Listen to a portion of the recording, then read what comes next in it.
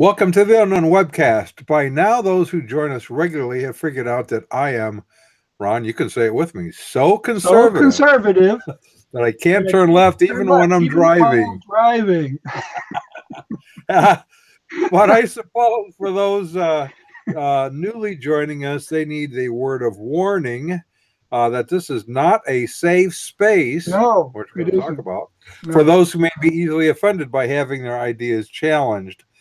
This is broadcast number 99, and this week David Montoya joins us to talk about Did Jesus Exist? My name is Don Vino, and I'm president of Midwest Christian Outreach, Inc. in Wonder Lake, Illinois, which produces the Unknown Webcast, and our senior researcher is Ron Hensel, who will introduce the sponsors of today's broadcast. Yes, greetings from sunny Florida, where the palm tree came out, saw his shadow, and now we have 12 more months of summer ahead of us. So our sponsors for this show include World's End Theology Outlet. Oh, look at that. Did you see that? Did you see what happened there? It's running fast. My Norton popped up there, and it's telling me, I don't know. That is very rude. World's End Theology Outlet. Is that a microaggression by Norton? You're getting ahead of me, Don. Okay. World's End Theology Outlet, your one-stop resource for half-baked heresies, dubious doctrines, and other ideas whose time is gone. World's End Theology Outlet, and two great faiths that taste great together, Reese's Jesus Buddha Cups. You don't want to miss them. And to ensure continued access to this program, if you like it, or if you don't and you just want to annoy others with it, go to midwestoutreach.org. That's our website, midwestoutreach.org. Click the yellow donate button and contribute as you feel led to keep us going. Baby needs new pair of shoes. And also, David, I was wondering, do you ever get any insensitive, I don't want to offend you or anything, but do you get any insensitive Princess Bride jokes about your name? All the time. All the time? So you're David Montoya, you killed my father, prepared to die, is that what they say? I've killed him thousands of times. It apparently seems. You're really good with a sword, I'll tell you that. But that's not why you're here. That's not why you're here. It's not. He uses the sword called the Word of God and to slay the false teachers out there. I also want to say, just before I introduce David a little more officially, that there's some books I'm going to recommend if I can figure out what they are. David, perhaps you can help him with that. No, these are by our friends Ken and me. Oh, we've had him on from time to time, and he's written 3 books. He also talks with atheists and has written on this topic, The Apocryphal Jesus by Ken Meammi, on Jesus mythicism myth. Boy, you can say that 3 times fast. And Jesus historical, biblical, apocryphal, mythical, pagan copycat. That's kind of a fun title. So Ken and me, those 3 titles would be helpful. David, it seems to me, if I recollect, and that sort of, that at one time you were a Mormon, isn't that correct? That is correct. Okay. And so you had a different Jesus as a Mormon. And now you are born again evangelical. Are you a Bible thumper too? I thump the Bible quite a bit in open air preaching, yes. I'll tell you a funny story. My wife's friend was at Beautician's one day and getting her hair done, and they were talking about Joy and how she's a Bible thumper. And then there's a loud noise that went off down the street, and the lady that was doing her hair looked up and said, "What is that?" She goes, "Oh, that's Joy thumping her Bible." So kind of worked out good. You recently debated somebody, an atheist, if I recall, on the subject of, did Jesus exist? Now, I have to tell you, it is rare that I have anyone say something like that. I've had, the Jesus Seminar, for example, denies that he was God. They deny he was raised physically. In fact, they even deny he was buried in a tomb. He was, according to John Dominic Crossan, buried in a shallow grave and eaten by dogs. Bart Ehrman, the current sort of hero of agnosticism, let's say, seems to concur with that view. So It is rare that I've had anyone say Jesus did not exist. What sort of argumentation do they put forth for a claim like that? Yeah, so we need to differentiate before we move into this subject between soft mythicism and hard mythicism. Soft mythicism. So it's not mysticism.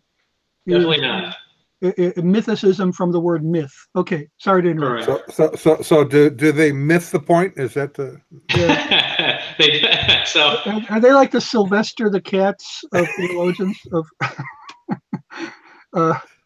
Okay. Yeah, so soft mythicism, that is to say, people that believe that Jesus is a historical figure, but they devoid him of any miracle powers, and those were later accretions given to him, and legends were later added upon this figure known as Jesus. Do we find those accretions in the Epistle to the Accretions?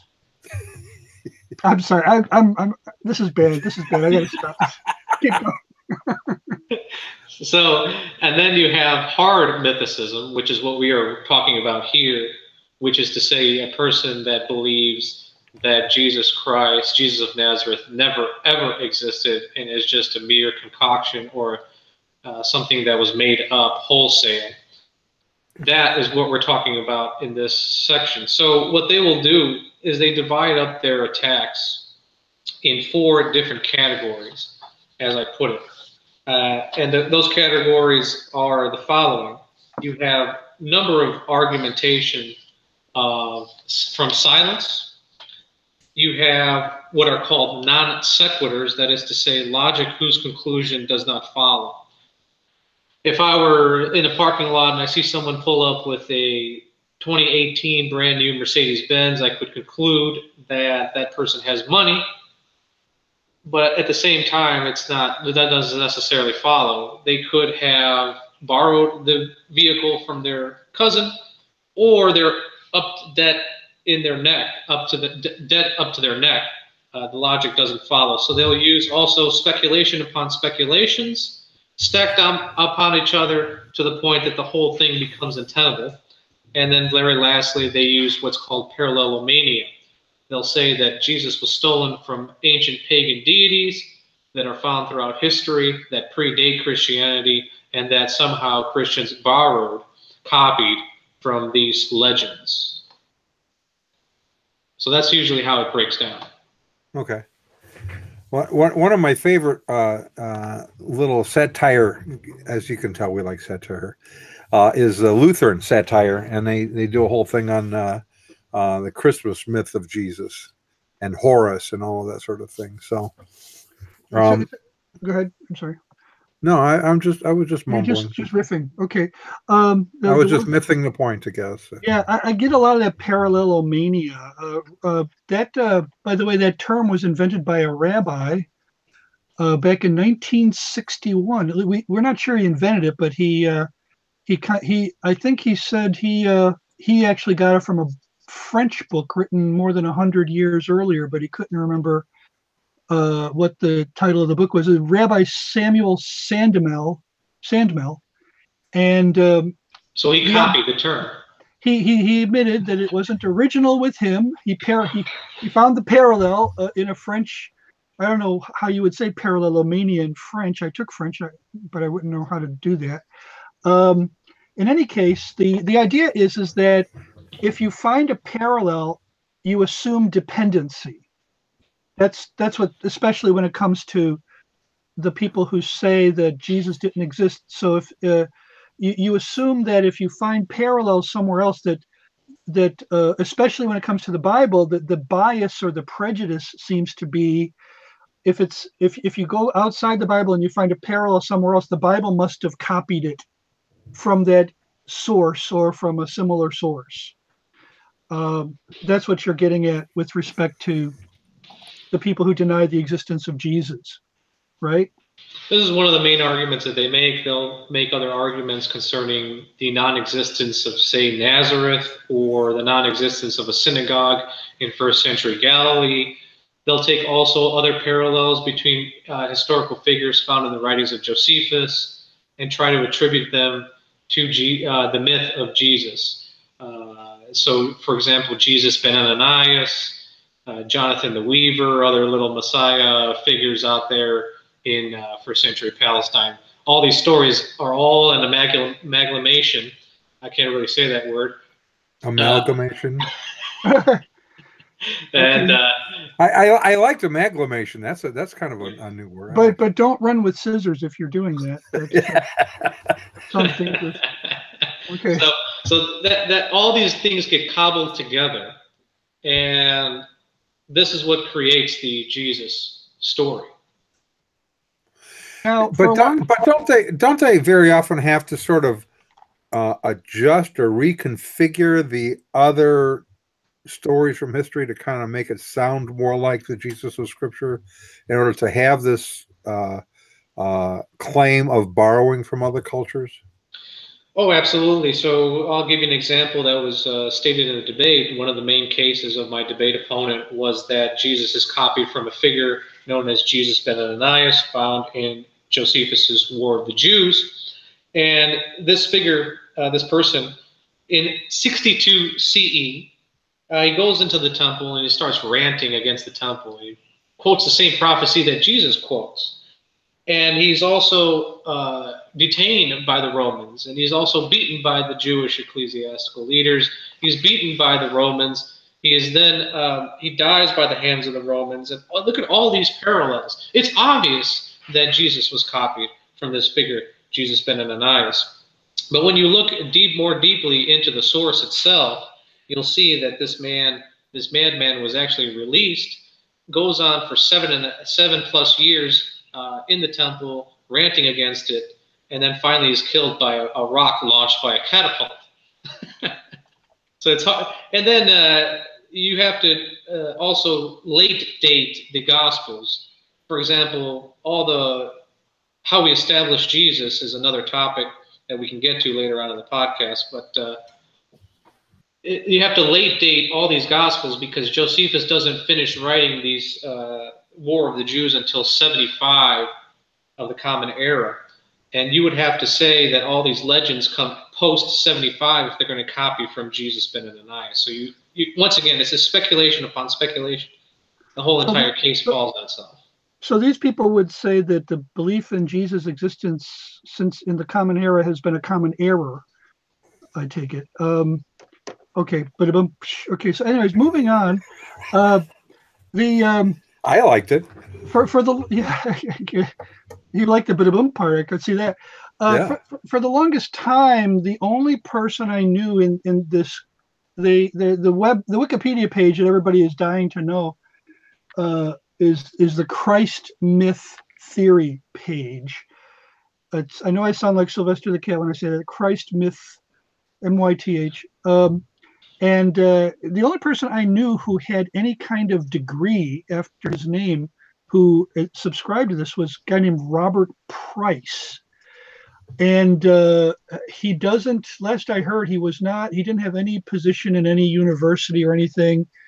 And then along came somebody named Richard Carter, a very young person in comparison. He's taken it up. He's about, well, right now he'd be pushing 50, so he's not as young as he used to be. But then who is? And then if you go to that Christ myth theory page, you see that there are about 6 others who have notably subscribed to the theory. So this is not a mainstream theory. This is definitely very, very fringe, especially in academic circles. You really couldn't say that Price is right then, right? Well, there are a lot of people who would never say that, actually. When Bart Ehrman is debating you and he's on the opposite side, you know that this is a fringe theory. You know that you're not in the mainstream of academia. So academics, like you said, they're probably mostly soft mythicists. They would say that there's much about Jesus that's mythical, but Jesus himself was not a myth. But then there's this now there's the person you debated. Did he have any kind of academic credentials? None whatsoever. He was just a graduate in philosophy, and he was going to law school at the time. Oh, well, so he did have a degree in something. Absolutely, yeah. But I mean, I debated him with just merely a degree in finance. Okay. So, well, philosophy allegedly, if you take it right, I mean, if you study it properly, you should be able to analyze truth claims if you have a good philosophy degree. I would imagine that not all philosophy degrees are created equal. So I think, Don, weren't you the one who pointed out that Robert Price was once confronted with the fact that if there's more historical evidence for Jesus than, let's say, Julius Caesar. Yes. So you would have to, if on the same grounds as that they're using to deny the existence of Jesus, you would also be forced to deny the existence of Julius Caesar, in which case Robert Price says, well, I'm okay with that. I'm fine. Go ahead, deny. I mean, it's, as long as I get to deny Jesus, I don't care how much of ancient. I'll just deny the rest of ancient history with him. Nothing happened that we can be sure of. So that's how ridiculous the approach has to be. And it seems like a guy who took philosophy should know better. But then again, I don't know where he got his degree. I don't know what kind of philosophy he studied, or whether he took logic as part of that philosophy or historical philosophy. I would be interested to know if you know this, maybe you don't, why he would want to deny Jesus. I mean, I think of John Shelby Spong, who, the late John Shelby Spong, bishop, who basically, by the end of his life, had denied everything, probably except for his own existence. Is he still alive, or did he pass away? I think he's passed away. I'd have to look it up and see, but okay. Well, while you're talking, I'll look it up. Yeah, but he kept denying more and more of the biblical accounts, largely because he had to have this idea that God, if he exists at all, has no interference in our life, has nothing to say about how we live. And he was, of course, very big in the Jesus Seminar as well. So he's going to turn 86 on June 16th. So the reports of his death have been greatly exaggerated. Greatly exaggerated. Well, yes. I couldn't remember if he had passed away or not. So maybe you're thinking of Bishop Pike. He died a long time ago. Bishop Pike was an Episcopal bishop who debated Francis Schaeffer, debated John Warwick Montgomery, but I don't know if he went as far as to say, well, he was very liberal. I don't think he denied Jesus existed, though. So how did it go? How did that debate go? I would rate myself at about 85%. I honestly thought it was going to be more 50-50 in terms of the debate. I was expecting a little more stronger argumentation from my debate opponent. But when you get into a topic such as this, and coming out of Mormonism, this topic I would recommend to somebody beginning to refine their critical thinking skills, where you're chasing down original sources and you're actually looking at the claims, you're looking into them critically, you're analyzing them logically. And I would recommend that to a high school student to pursue going into college, so that you can have those critical thinking skills refined. And you will see that as soon as you look at the sources, you look at the original source material, the argumentation quickly dissolves. And this goes with the dying and rising God accounts. This goes with the claims that certain places in the Bible don't exist, such as Nazareth. Even James Randi claims this. Where you really, James Randi claims Nazareth didn't exist? Well, it exists now. Yeah, so they say then they switch their tune and they say it didn't exist in first century Palestine, and of course that gets debunked by archaeological findings and all peer-reviewed literature there. And of course, when they move on to the next thing, so they say that there wasn't a synagogue in first century Galilee. And then, of course, 2 years ago, we find that exact thing from the Israeli Antiquities Authority. And it just gets chopped down little by little. So they're just grasping at straws, throwing 1,000 darts to see which one sticks. So part of it sounds like what you're saying, so that those who watch this can keep up with past our shenanigans, is that simply because something, we don't have evidence that something existed, like a synagogue in first century Galilee, doesn't mean it didn't exist. It just means we didn't at that time have evidence. However, we now have evidence that a synagogue did, in fact, exist in the first century. Well, what they do is they conflate. This is what's called a non sequitur. Just because the synagogue doesn't exist doesn't necessarily mean at all to jump to the conclusion that Jesus didn't exist. It's a big jump in logic, and that's what we call a big, huge non sequitur. Yeah. So the historical philosophical maxim here would be: absence of evidence is not evidence of absence. People have tried to misapply that to, except in the Book of Mormon's case. Right. Except in the Book of Mormon's case, right? There are invalid applications of that maxim that I have confronted. Particularly, someone tried to use that maxim with respect to something for which there was absolutely no historical account. He was trying to defend the existence of something 2,000 years ago that was not written down anywhere. That was not, that there was not only no shred of physical, tangible evidence, but no one had mentioned it. And yet somehow he thinks it existed 2,000 years ago. And so when I said, well, there's no evidence, he goes, well, absence of evidence is not evidence of abstinence. And I said, no, in this case it is, because you don't even have an account, you don't have any testimony, you're making it up. But if we have, the question here is, we have an account, we have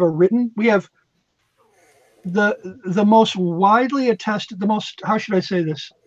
The most abundantly attested ancient document in history is the Bible, especially the New Testament. We have 6,000 either full manuscripts or portions of manuscripts by any record. That's just the New Testament. That's if you include the Old Testament, we have 20,000 manuscripts of ancient manuscripts of the Bible.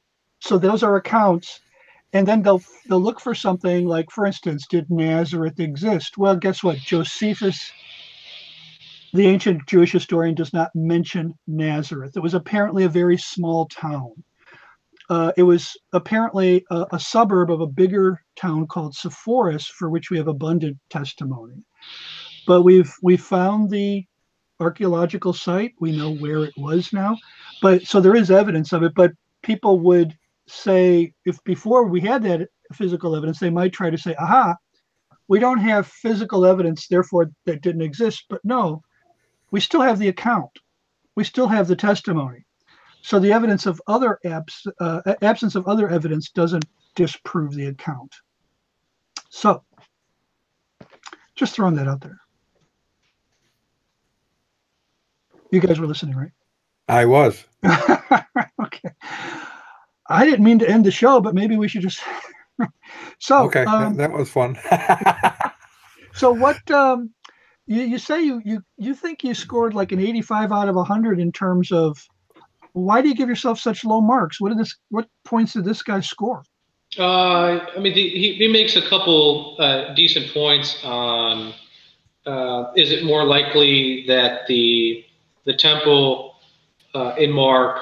And once again, I'm coming from this as the historical view. I'm not in this debate to debate the deity of Christ. I'm not in this debate to debate miracles or inerrancy of the Bible or if Christianity is even true. All the debate is focused on, and when you're in a debate, you need to focus laser point on the subject at hand, which was to establish the historical Jesus. And he made a question was, is it more probable that the temple renting curtain is taken down by an earthquake, or that it's really the Romans sacking it and tearing it in half? And, from the secular point of view, taking away any miracles, the earthquake taking place with Jesus' crucifixion, it probably is more probable that the Romans tore that curtain down, and that the writer or the editor attributes this event to the crucifixion. Okay. And of course, I don't take that position, but from a secular point of view, it's probably more probable. You mean from a secular skeptical point of view? Correct. And I think probably if you equate secularism with skepticism, which seems to be the case more times than not, yeah, that's what a secular skeptic would do. But once again, this doesn't take away from the existence of a historical Jesus. Once again, it goes right into the category of a non sequitur. And also it doesn't say that the curtain was torn down. It says it was torn in two from top to bottom. That's true. But David's point is really well taken. I'm glad he comes back to this. The curtain is irrelevant to the question of whether Jesus existed or not. That is a question of whether the Bible is reliable or not, which is a different debate. A different debate altogether, yes. Okay. So you thought he did okay on that point, but you have to concede a lot of secular ground, which it's still a non sequitur in terms of the existence of Jesus. And I would have said, frankly, well, you have to assume your worldview in order to buy that point. And I would also have said, where in Josephus, for example, does it talk about the curtain of the temple? Anything happening to it? Where in any account of the destruction of the temple do we read of the curtain being mentioned? So if that's pretty easy to check. I can check it right now in my electronic copy of Josephus. I just typed in the word curtain, and in the Jewish Wars, you have a mention of the curtain. In a mention of it, looks like it. I think that's the temple curtain he's talking about in Book 5 of the Wars. The other. He also talks about a Babylonian curtain. Maybe that's the same one. But he doesn't mention anything happening to it. So it would seem that if there was a historical account, we would, in this case, find a parallel to it. But again, I don't want to beat that horse because you're right. It doesn't follow just because there might have been some account that was imported that somehow brings into question the existence of Jesus. Yeah, so you need to be very careful. So the way another scholar, an Old Testament scholar, puts it is seeing the obvious and extrapolating to the extreme. Yeah. So just because we see, say, the last chapter of Deuteronomy talking about the death of Moses, we know obviously he didn't write that. And so what they do is they see the obvious and then they extrapolate it to the extreme. They say, well, Moses didn't write the whole Pentateuch. And that's you see the same logic being applied to this case. Is they see a slight hole that they can drive a truck through, and then they extrapolate it to the extreme. Did you have a pretty good audience for this debate? Was it online? Was it in person? It's both. It's currently online. You can go to Veracity Hill. You just type it into YouTube, Veracity Hill. It's a 2-hour debate, and it'll come right up for you. You'll see my mugshot there, and the following debate that ensues. So it's definitely online. It's just an audio with. Oh, it's video. It's professional video, definitely. Oh, okay. With slides, PowerPoints, and both sides being presented. And where did you hold this? This took place at Moody Institute in downtown Chicago, Illinois. Oh, okay. MBI. Okay. All right. Well, that's an impressive venue. And so they go to Veracity. Say that again. Veracity Hill. Veracity Hill. Type that into YouTube. And it'll come right up. Okay. 2 hours. Wow. 2-hour debate. Correct. Did you get an intermission or what? Just a small intermission, and the cross-examination is really where the debate takes place. This is where my goal of going into the debate was to ensure that I break down his top 3 points or contentions against the historical Jesus. And I think we did that very, very well, knocking down this Jesus Ben Ananias story, which was in the top 1. And because he late dates the Gospels so into the 2nd century, Whoa. the main question was how the church writers quote the fact that the church writers quote these Gospels. Irenaeus, Ignatius are quoting these Gospels, and these guys die at 99 or 101 or 110 AD. But you're saying that these Gospels are completed in the 2nd century. The whole argument just gets blown to bits. You have, once again, it's speculation upon speculation, and when you take the entire case put together, it just explodes upon itself. So then the next one was the dying and rising gods. I was very actually surprised to see that he put that Mithras was born of a virgin in his presentation. When we know that it's a fact, and we can see this in a museum at the London British Museum, where Mithras is actually born out of a rock. It was a virgin rock. I always thought it was a virgin rock. I just assumed. I mean, it had no relations with a man, right? So I hope not. How much of a virgin rock? Exactly. Okay.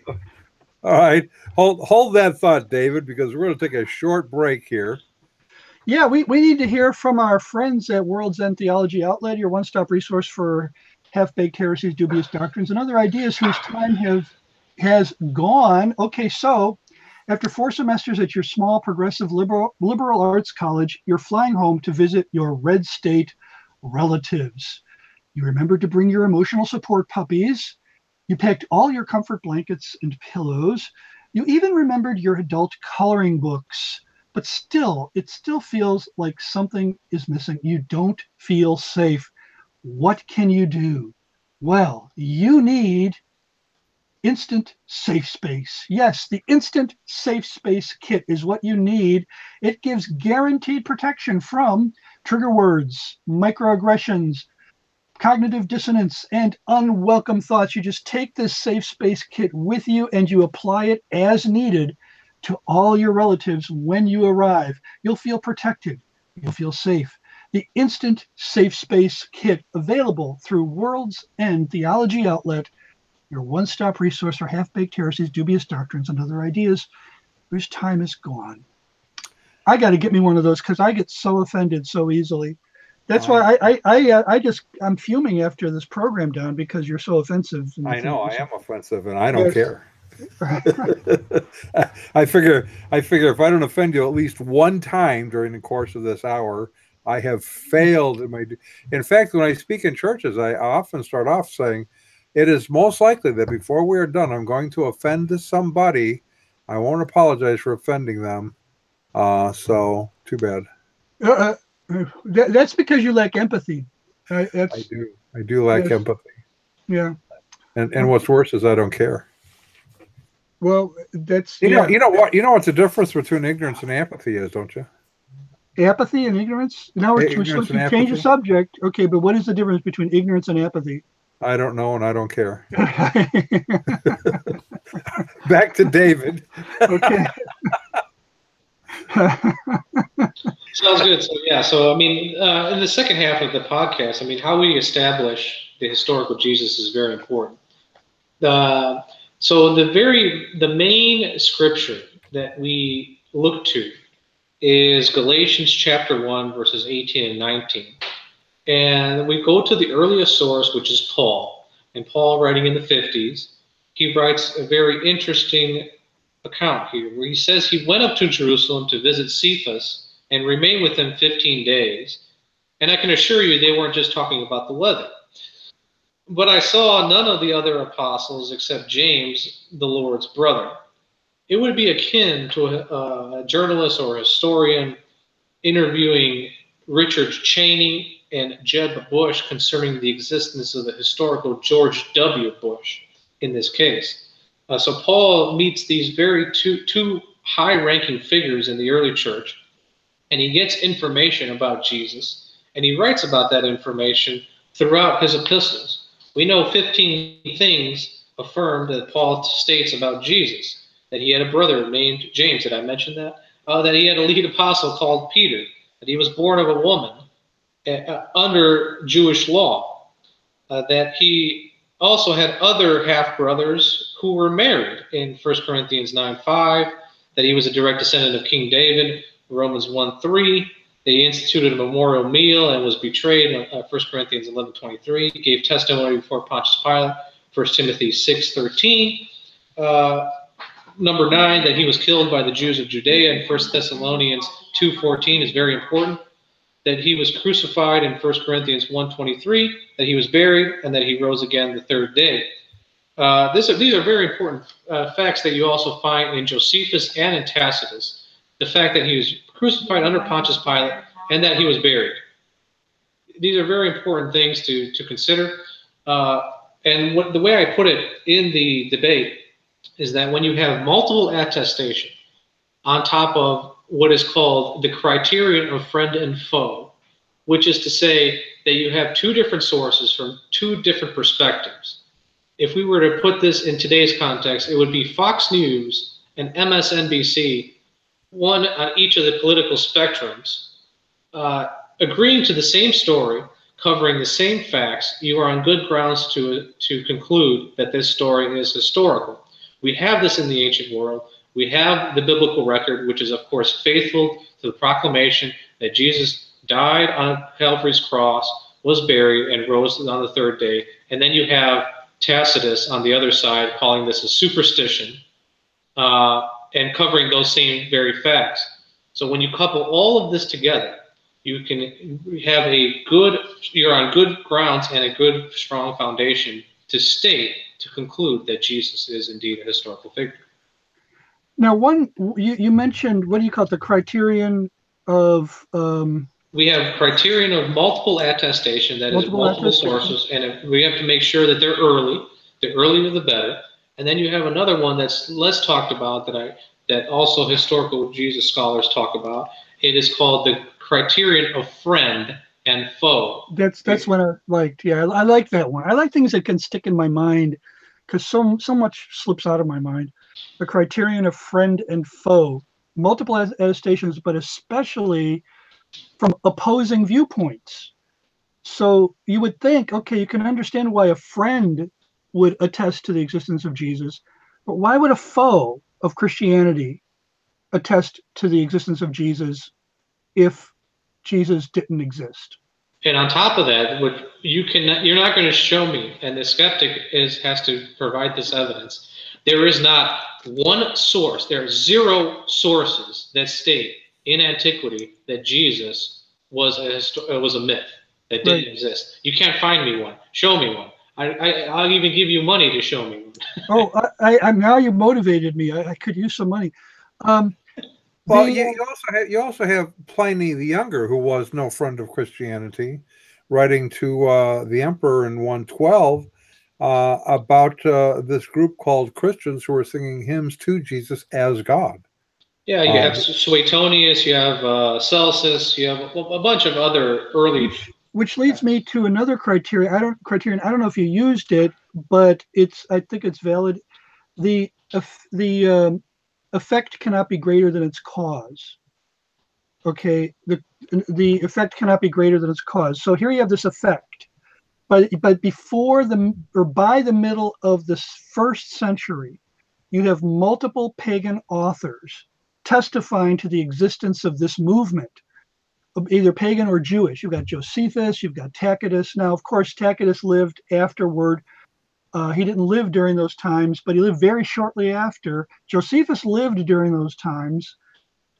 We have pagan sources testifying to this movement that was spanning the Mediterranean, following this Jesus Christ, this Jesus of Nazareth. It's a huge effect. You're trying to tell me that this was possible to come from a cause that was less than itself. Can an effect be greater than its cause? Can you have a huge, almost, it's becoming a worldwide movement based on a non-existent person? Does that make sense historically? Yeah, that's a difficult thing to assess from the skeptic's point of view. They have to give an accounting of how it's logically possible to go from 120 people to 30 million within 300 years, 300 years or so. So that's the count. And then you have other sources that in the church fathers that attest to this growth. And the letters that they write to all these different churches themselves, Clement, Ignatius, are writing to churches. And the mythicist position is that, well, we have to maybe late date these as well. So once again, it just compacts itself so much that it becomes ludicrous to even believe in it. Yeah. And this is why academics today reject it wholesale, because it's just not an attainable position. So have you already mentioned all the best arguments for the existence of Jesus, or are there some that are also really, really good that we need to know? Well, we have also the criterion of embarrassment. Oh, now, that's a good one. Which is also a very good one. So the way we put it, the way my pastor was actually preaching this this past Sunday, and he says, when you meet somebody, is it the first thing that comes out of their mouth? You know what I did? I did 7 years in federal penitentiary for bank fraud. Is that the first thing that comes out of their mouth? They probably won't even mention it, if ever. And yet, out here, front and center, we're saying that the Messiah, the central figure of Christianity, was tried, sentenced, and brutally murdered, executed on Calvary's cross for everyone to see. And we put it up in front and center. And we're saying, additionally, that this is the Messiah. Why would we make up a story where we are saying that somehow sin is conquered, evil is conquered, when we have this beaten, bloodied corpse on a cross nailed there, and we're saying that this is how it's done? This is a story that, quite frankly, nobody in their wildest dreams would concoct.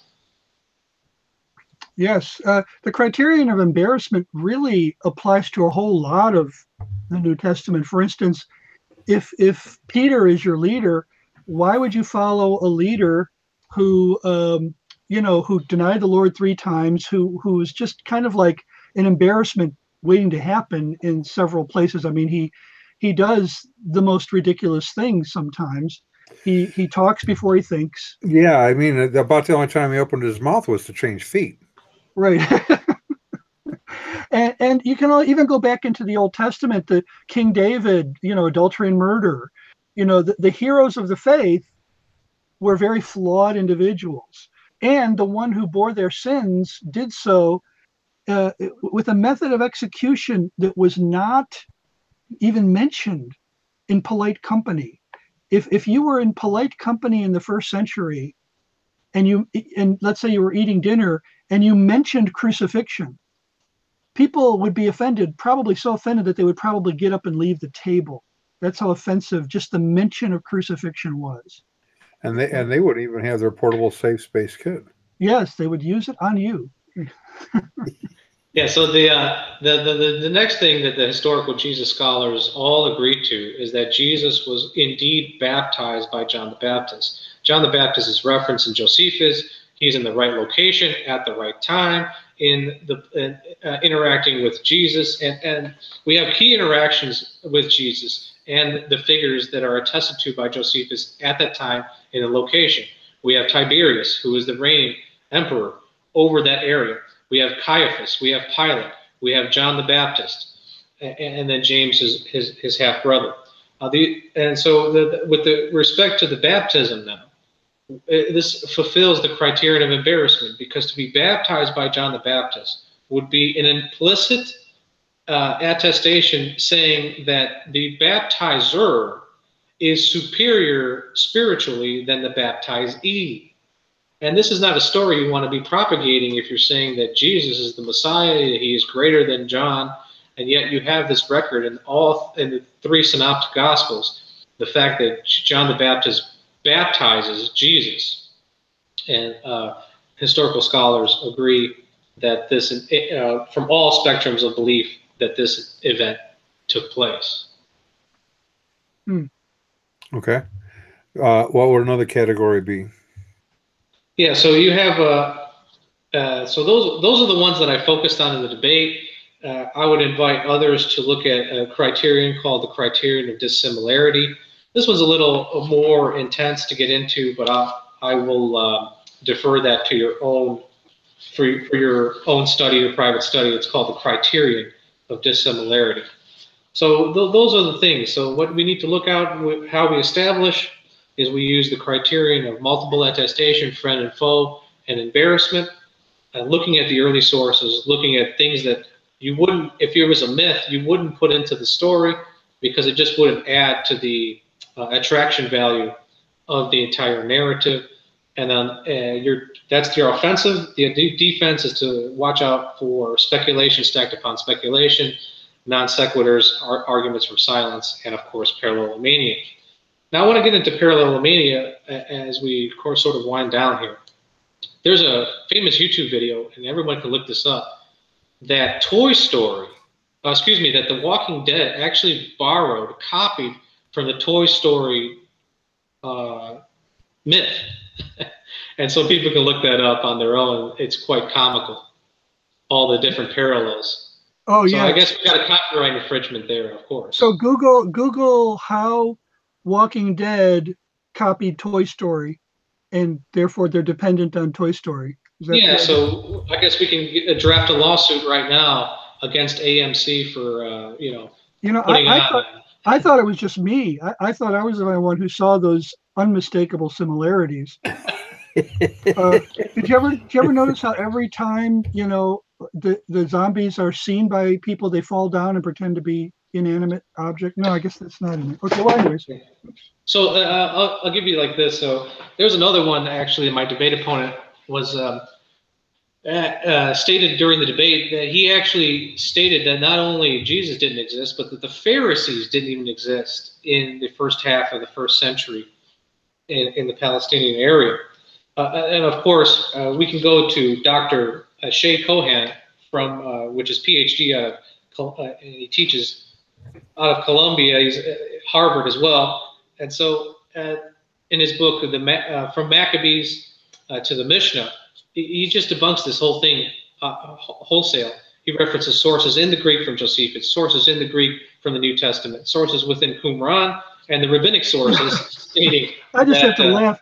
I mean, I just have to laugh. I just did a search on Josephus. 44 hits came up from the writings of Josephus. I mean, it's in the intertestamental literature. This is one of the most well-attested groups in history. So who was saying that the Pharisees? So my debate opponent actually stated that the Pharisees did not exist during the first half of the first century. And this was astounding to me that this claim would even be made. Additionally, so when you look at these claims one by one, what the mythicist position, especially the hard mythicist position, makes you do, as I stated earlier in the podcast, it forces you to actually analyze the sources. So once again, if you have an adolescent that you want him or her to refine their critical thinking skills, this is a prime topic to study so that you can see what argumentation is just fallacious and what argumentation actually holds up to the source material. So, well, here's another line of evidence that might be helpful, which Gary Habermas used in his debate with Anthony Flew, the resurrection debate. And that is a creed that we find in 1 Corinthians 15, 1 through 4. Paul says he receives it. We know about when he received it. It was about 38 AD, 40 AD. You cited the time when he went and saw Peter.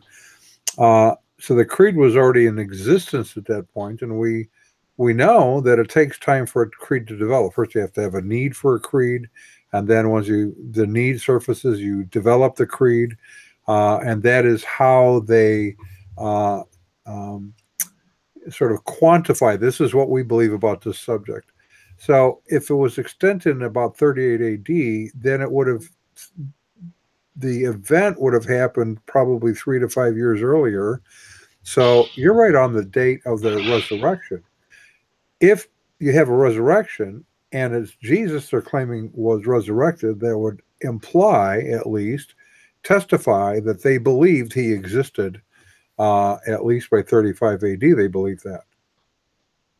Yeah, no doubt about it. So the dates all match up.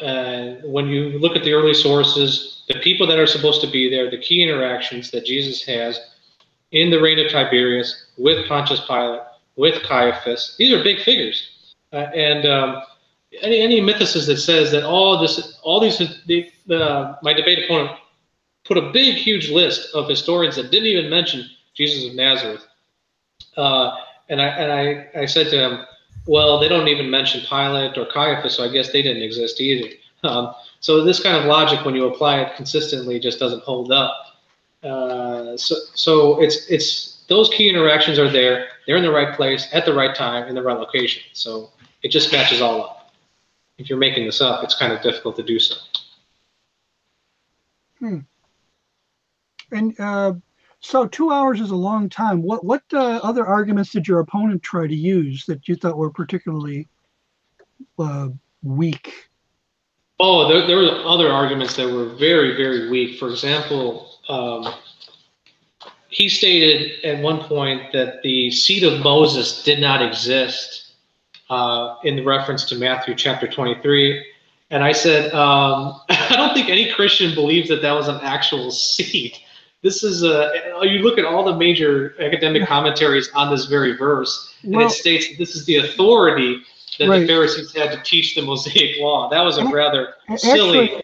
Actually, there's a chair in every synagogue back then that some people think was the seed of Moses, had a nickname as the seed of Moses.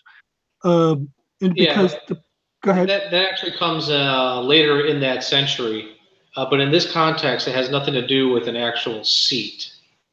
So that was rather. It's definitely metaphorical. Yeah. Oh, no doubt about it. Every academic, whether you're looking at the liberal commentary or conservative commentary, states as much.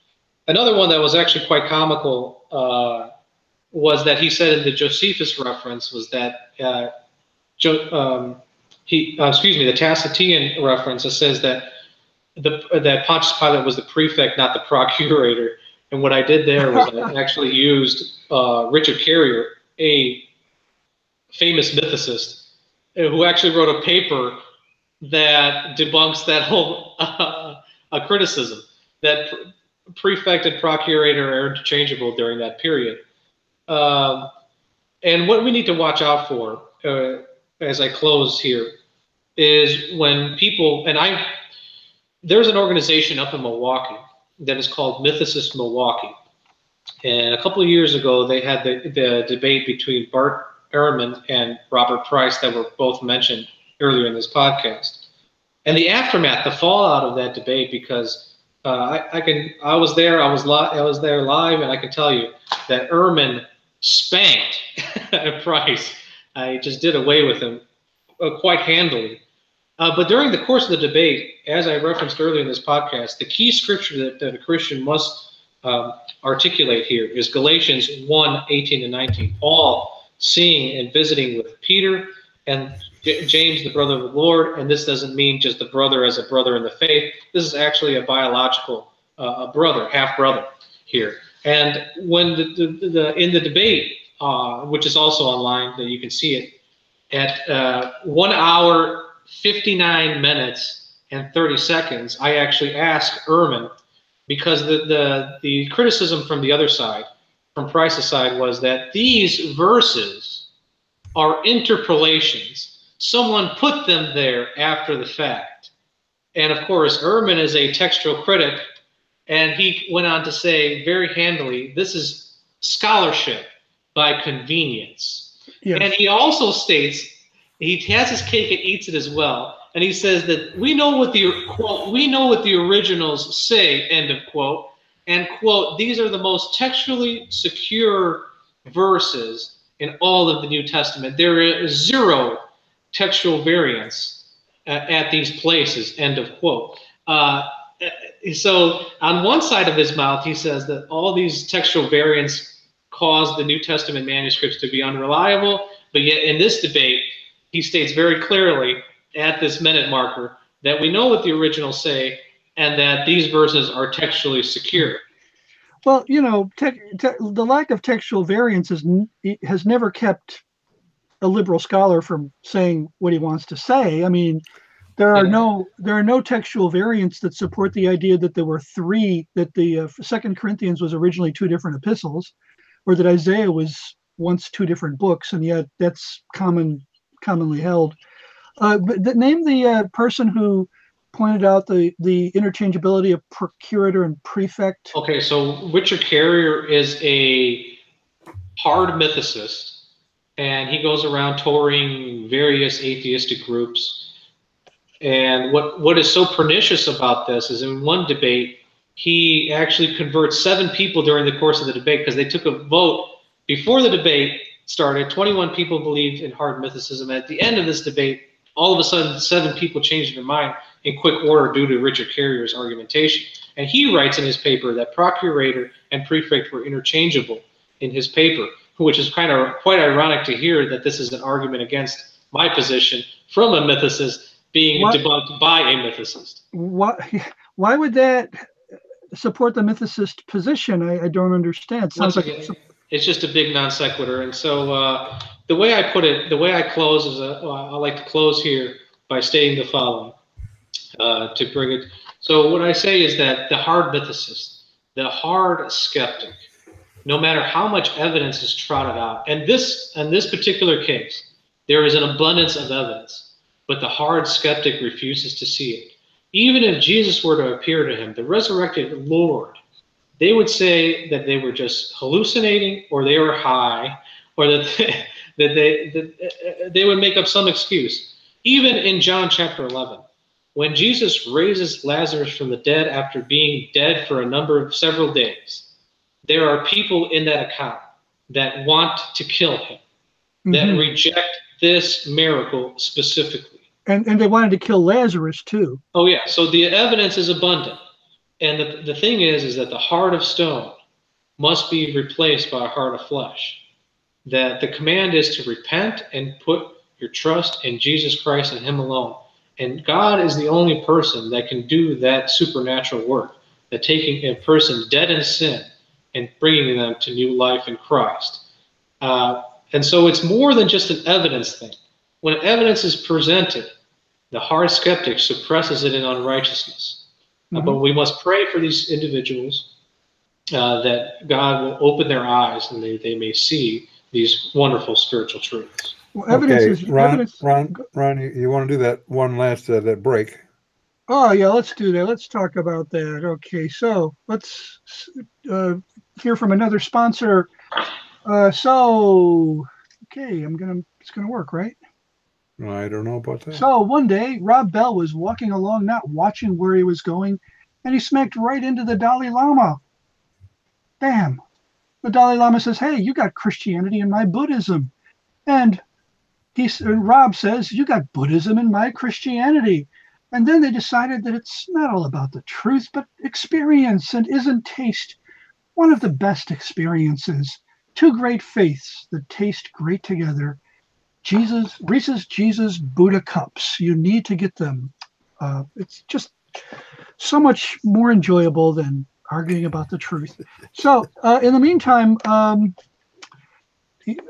what were you talking about? I was talking about the hard skeptic, that no matter how much evidence he's given concerning this, pretty much this is a settled issue in academia. Well, yet it's becoming more prevalent on the internet that atheistic groups are subscribing to this, right, in large numbers. You know, what you find is Christians get very concerned about what you're talking about here, the arguments that are brought to bear against Christianity, and it shakes believers. It shakes them. They wonder, do I really have a rational basis for what I believe? Am I just nuts? And one of the most important uses of evidence is really to buttress the faith of believers, to show that we have a rational foundation. We are not out of our minds. We're not crazy, which is really what the people like the hard mythicists and even others are trying to do. They're trying to show us to be nuts. that we have an irrational streak. We just can't tolerate ambiguity. Our personalities are so fragile that we need everything to be absolutely certain. Those are some of the things they say about us. It is, but in a sense, they're kind of distracting, as David has pointed out a number of times, to a different argument. So it may be true that I'm nuts. It may be true that I am misled in a lot of areas, but that does nothing to demonstrate whether or not the claims about Christianity are true or not. Amen. I could be nuts, and Christianity could still be true. Yeah, well, that's true. That it's also a distraction. Both those statements are actually true. Right. You are not saying Christianity is true. I just assumed you were nuts, Don. Yeah, well, I have stock lines for people when they call me. One of them is when they call and say that I'm mean. I often will agree. Say, you might be right. I might be mean, and I might be short. I might be fat. The question is, am I wrong? In fact, if you want to talk about all of my shortcomings, I could give you the phone number for my kids, because they can tell you really great things about me. But that doesn't disprove what I am saying. Absolutely not. So you had to be nuts. You brought me on the show. So yeah, David, where can they see this debate if they wanted to? Yeah, so it's Veracity Hill. Just a YouTube Veracity Hill. VERACITY Hill, and it'll come right up for you. Part of this debate will take place, and I'm an associate of Defenders Media, defendersmedia.com, and that's the podcast that we hold, this Veracity Hill, on every Saturday at 1 p.m. Okay, so they could join you live every Saturday at 1 p.m. As you're doing whatever you're picking on, whoever you're picking on at that time. Yes, I've actually been on their show, Ron, once. They never asked me back. I don't know why. But Ron, there's a reason for everything. We don't always know what it is. I am sure I was probably predestined not to be there. That's what I would think. I wasn't chosen. Yeah. Well, we couldn't do this alone, could we, Don? We need to give credit to where credit is due. So let's do that right now. Our resident cult leader profiler is Neil before me. Our wardrobe manager is See How It Fits You. Our tinfoil hat provisioner is Just In Case. Our Jehovah's Witnesses coverage comes from Armageddon and The Opposer. Our Mormon Archives Manager is Polygamus. Our Liberal Denominations Bureau Chief is Lucy Goosey. Our Transgender Issues coverage comes from Ben Hur. Our Special Correspondent for cults based on the Hindenburg disaster and flying turkeys is Ode to Humanity. Our Fact-Checking Supervisor is Yoleg Pulling.